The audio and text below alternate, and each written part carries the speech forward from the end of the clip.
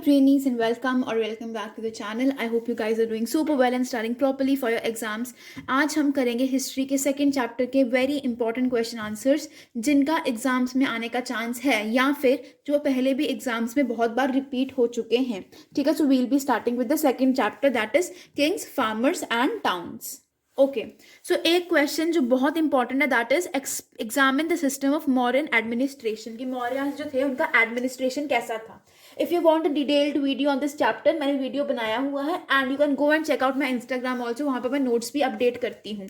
ठीक है, सो यहाँ पे हमने क्या करना है, मॉडर्न एडमिनिस्ट्रेशन के कुछ फीचर्स को हमने डिस्क्राइब करना है. तो फीचर्स में क्या आ सकता है, एक तो हम लिख सकते हैं कि पॉलिटिकल सेंटर्स थे. ठीक है, कौन से पॉलिटिकल सेंटर्स थे. वी हैव एक तो तक्षशिला था, उज्जैनी, तुसाली, सुवर्णगिरी एंड पाटलिपुत्रा जो कि कैपिटल भी था. ठीक है, पहले पॉइंट में हम ये लिख सकते हैं.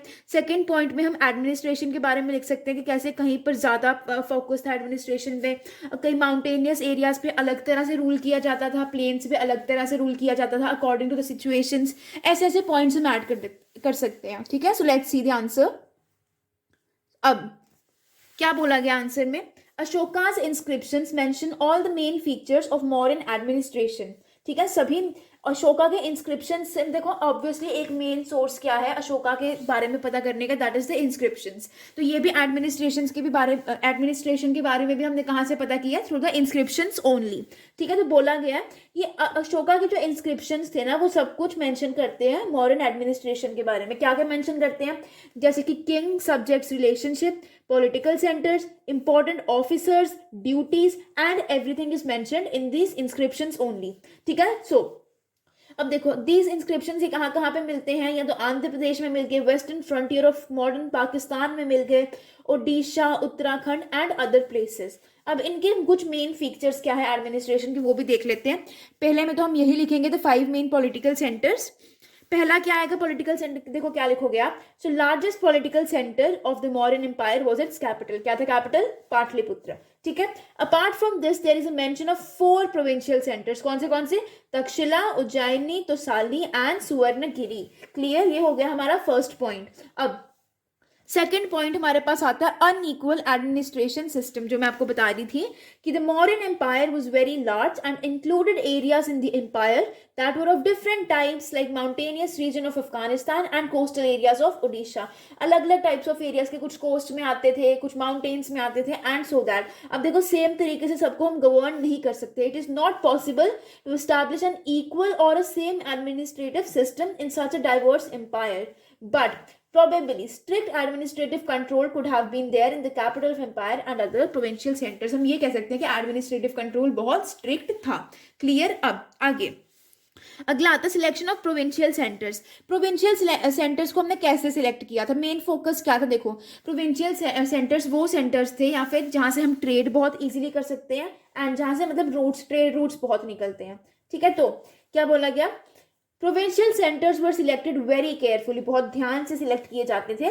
तक्षशिला एंड उज्जैनी ये कहाँ पर थे, ये लॉन्ग जर्नी रूट्स पे थे. एंड सुवर्णगिरी क्या था, सुवर्णगिरी गोल्ड माइंस के पास था, कर्नाटका के गोल्ड माइंस के पास था, इसलिए इनको सेट किया गया था एज प्रोविंशियल सेंटर्स. क्लियर. इसके आगे एडमिनिस्ट्रेशन का पॉइंट क्या आता है, providing easy communication.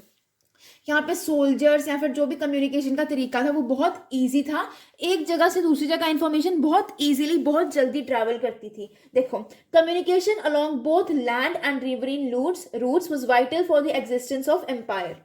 It took weeks or months to reach provinces from the capital. Like बहुत आराम से वो आप पहुंच सकते थे कहीं पर भी जाना हो. And it is possible that the arrangement of diet and protection of people moving through the routes could be an important issue.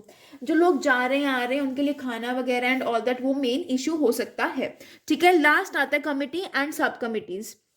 देखो हमने पढ़ा था क्या नाम है, मैगस्थनीज ने जो बुक लिखी थी अपनी, उसमें उन्होंने मेंशन किया था, कौन सी बुक लिखी थी, इंडिका. इंडिका में उन्होंने मेंशन किया था कि एक कमेटी थी एंड उस कमेटी के अंदर 6 सब कमिटीज होती थी. ठीक है, पहली कमेटी नेवी देखती थी, दूसरी कमेटी ट्रांसपोर्ट एंड प्रोविजंस वगैरह को देखती थी, इसी तरह तीसरी, चौथी, 5वीं एंड 6वीं कमेटी देखती थी. ठीक है, क्लियर.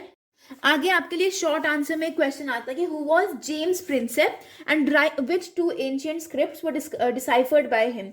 तो हमें पता है जेम्स प्रिंसेप कौन थे. He was the officer in the mint of an East India Company and इन्होंने 2 स्क्रिप्ट डिसाइफर की थी. कौन सी? Brahmi and Kharosthi. You have to remember these 2 scripts. ठीक है, शॉर्ट सा क्वेश्चन था, 1 मार्कर के लिए आपको आ सकता है कि कौन था. एक और इंपॉर्टेंट क्वेश्चन जो कि शॉर्ट में है बट इंपॉर्टेंट है, that is about Prabhavati Gupta.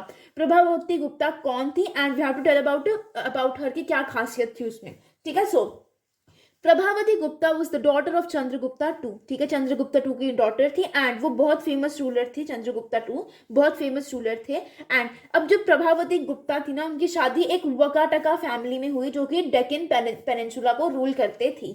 ठीक है, अब क्या खासियत थी? वो बहुत ज्यादा लैंड डोनेट करती थी, वो बहुत ज्यादा लैंड ओन भी करती थी.